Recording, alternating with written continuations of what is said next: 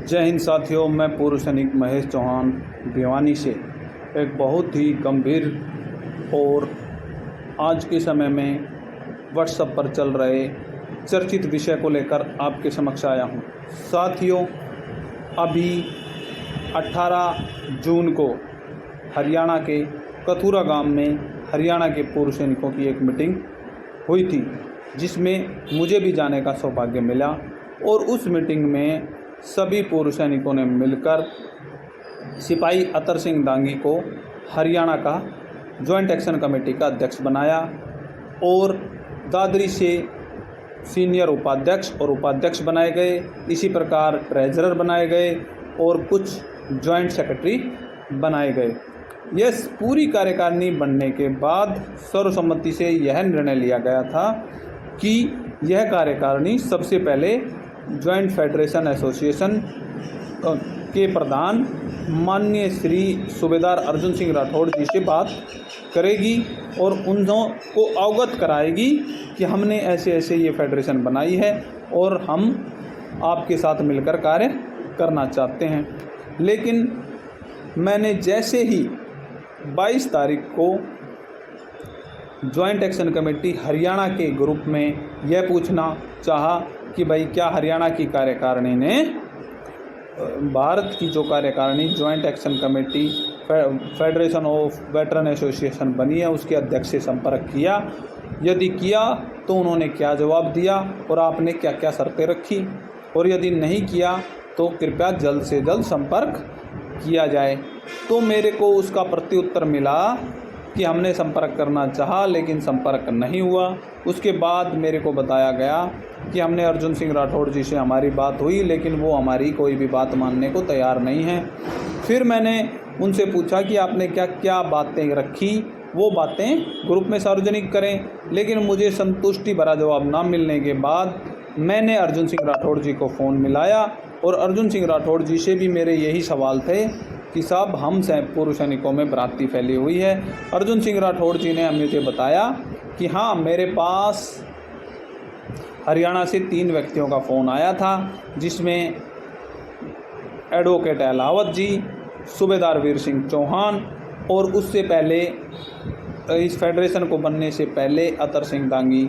बोला मेरी इन सभी से बात हुई थी और इन्होंने सीधा सीधा शॉर्ट शब्दों में बताऊं तो मुझे अलग से फेडरेशन बनाने की धमकी दी है, जिसका मैंने ये कहा है कि आपने 1 महीने पहले भी कहा था फिर अलग से फेडरेशन बनाने का, तो मुझे धमकी देने की ज़रूरत नहीं है। इनकी यह शर्त है कि जो कार्यकारिणी बनी हुई है वह नकारा व निकम्मी है, उसे बाहर निकाला जाए। कपिल और नीलेश तलवार को आंदोलन में या जंतर मंतर से आउट किया जाए, जो कि संभव नहीं है। साथियों, आप ये बताइए कि किसी एक व्यक्ति विशेष को टारगेट कर क्या हम किसी आंदोलन को सक्सेस पा सकते हैं?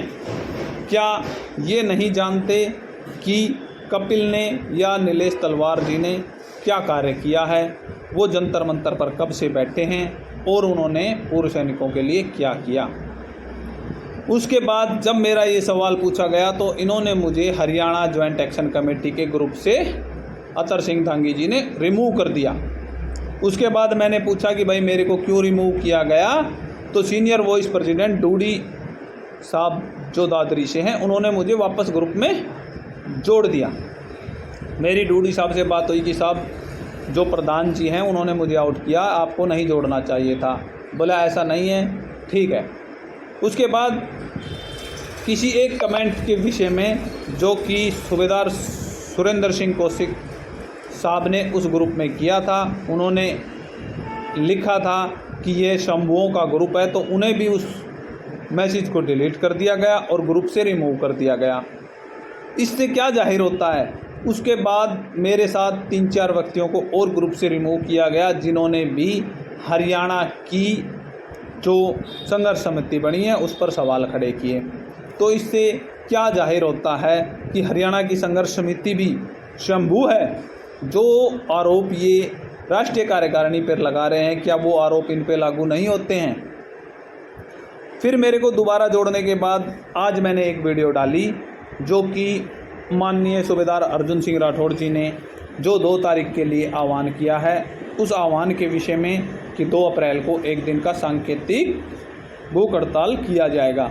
उस ग्रुप में प्रतिक्रिया आती है कि इन व्यक्तियों की वीडियो ग्रुप में ना डाली जाए, या ये इन व्यक्तियों की वीडियोएं ग्रुप से एवरीवन रिमूव की जाएं, जिनके स्क्रीनशॉट भी मैं वीडियो के लास्ट में आपको डाल रहा हूं।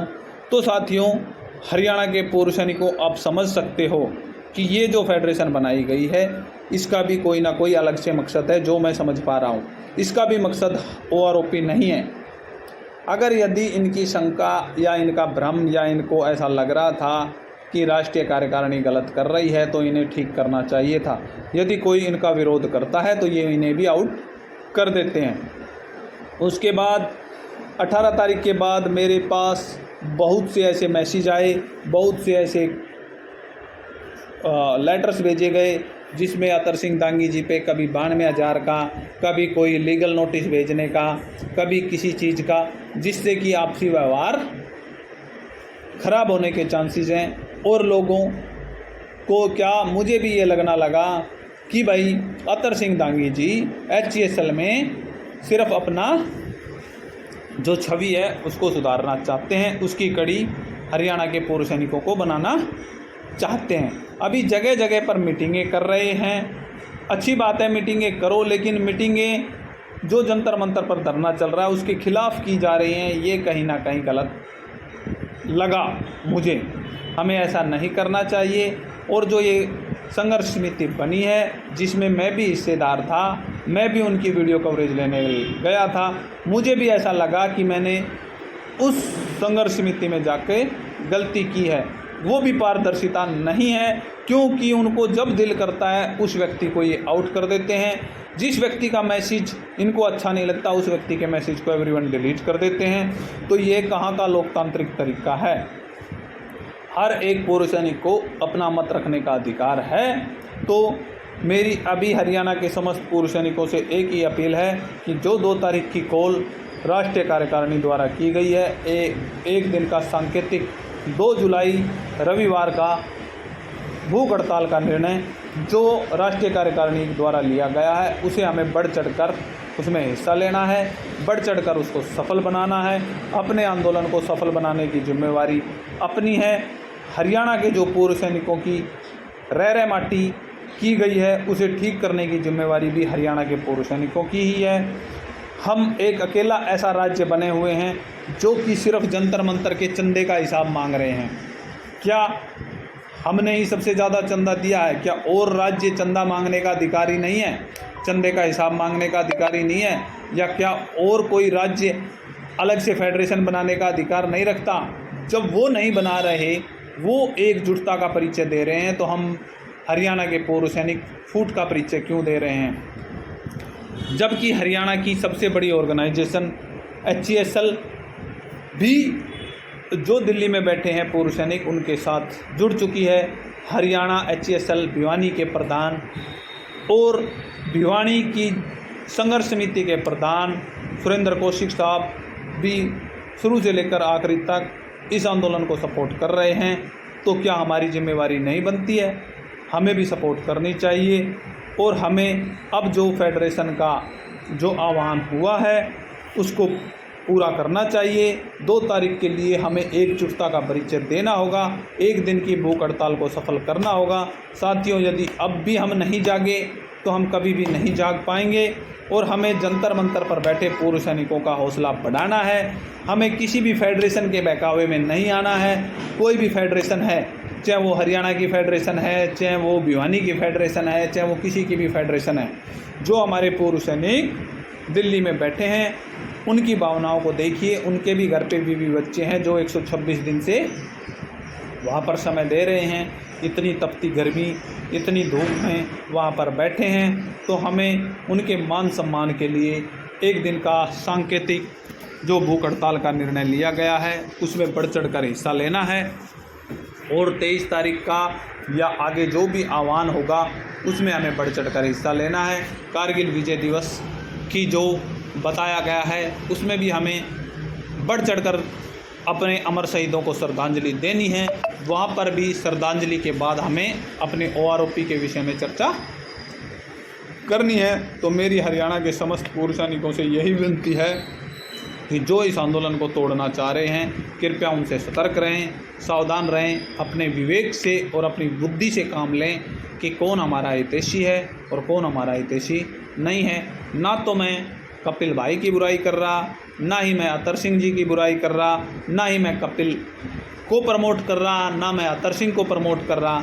मैं प्रमोट कर रहा हूं तो केवल और केवल OROP के लिए संघर्ष कर रहे उन साथियों को जो जंतर मंतर पर बैठे हैं, इस धरने का संचालन कर रहे हैं। पिछले 126 दिन से उनके ऊपर कितने आरोप लगे, कितने लोगों ने उंगलियां उठाई, कितने विपक्षी लोग वहां पर गए, क्या क्या झगड़ा हुआ, आप सभी परिचित हैं। फिर भी वो अटल और अड़िग एक सैनिक की भांति वहां पर मोर्चे पर डटे हुए हैं। तो साथियों, अब समय आ चुका है हमें उनका भी साथ देना है और ज़्यादा से ज़्यादा 2 जुलाई की जो कॉल है उसको सफल बनाना है। और मैं अतर सिंह दांगी जी और कपिल दोनों से विनती करूंगा कि कृपया आपसी मनमुटाव भूलकर हम एकजुट हो जाएं और आगे बढ़ें।